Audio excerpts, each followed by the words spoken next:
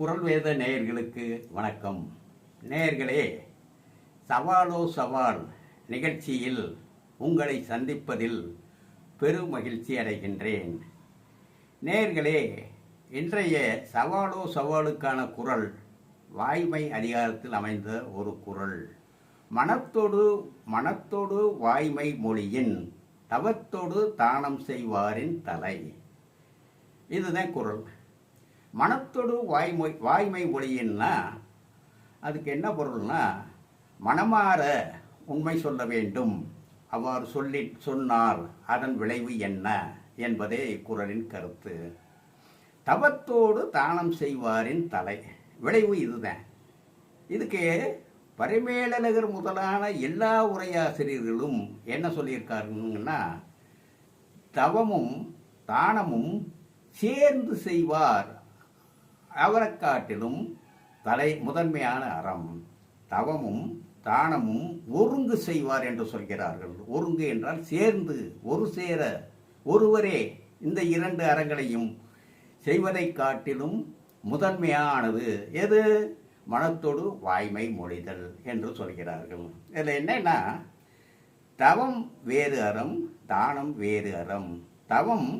தவம் செய்வாருக்கு உரிய அறம், தானம் இல்வாழ்வாருக்கு உரிய அறம். தவமும் தானமும் இருவேறு துருவங்கள் சந்திப்பதில்லை. ஆனால் எல்லா உரையாசிரியர்களும் இக்குறளிலே இருவேறு துருவங்களை சந்திக்க செய்துள்ளனர். தவம் காட்டில் செய்ய வேண்டிய அறம், தானம் வீட்டில் செய்ய வேண்டிய அறம். இந்த இரு அறங்களையும் ஒருவரால் செய்ய இயலாது. செய்ய முயன்றால் காட்டுக்கு ஓடணும், படையோடி வீட்டுக்கு வரணும், இப்படி ஓடிக்கிட்டு இருக்கணும். இதுதான் நிகழும். ஆக இந்த குறள் இந்த கருத்து அல்ல. இந்த குறளுக்கு எப்படி பொருள் காணணும்னா, மனத்தோடு வாய்மை மொழியின் தவம் செய்வாரின் தவத்தோடும் தானம் செய்வாரின் தானத்தோடும் தலை. இந்த தவத்தோடும் தவங்கிற அறத்தை காட்டிலும் தானங்கிற அறத்தை காட்டிலும் முதன்மையான அறம்னு பிரித்து தான் சொல்லணுமே ஒழிய, இரண்டினையும் ஒருங்கு செய்வதினும் சேர்ந்து செய்வதினும் சிறந்த அறம் என்று பொருள் காணக்கூடாது. பொருள் கண்டால் அது பொருந்தா உரை. ஏனென்றால் இந்த இரண்டு அறங்களும் ஒருவரால் செய்யக்கூடிய அறம் அல்ல, ஒருவரால் செய்ய இயலாவது. ஆதலால் எல்லா உரையாசிரியர்களும் கண்ட விளக்கம் தவறானது. பிரித்து தான் பார்க்கணும்.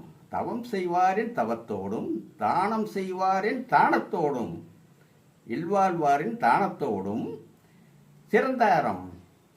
இப்படித்தான் பொருள் காணணும், பிரித்து தான் பொருள் காணணும். இப்போ இந்த குறளில் உள்ள சவாலோ சவால் என்னவென்றால், இவ்வாறு தவம் செய்வாரின் தவத்தோடும் தானம் செய்வாரின் தானத்தோடும் முதன்மையான அறம் என்று இன்றளவும் ஒருவரேனும் பொருள் கண்டிருந்தால், விளக்கம் சொல்லி இருந்தால், இந்த சவாலோ சவால் நிகழ்ச்சிக்கு டாட்டா சொல்லிட்டு போயிடுறேன். நன்றி, வணக்கம்.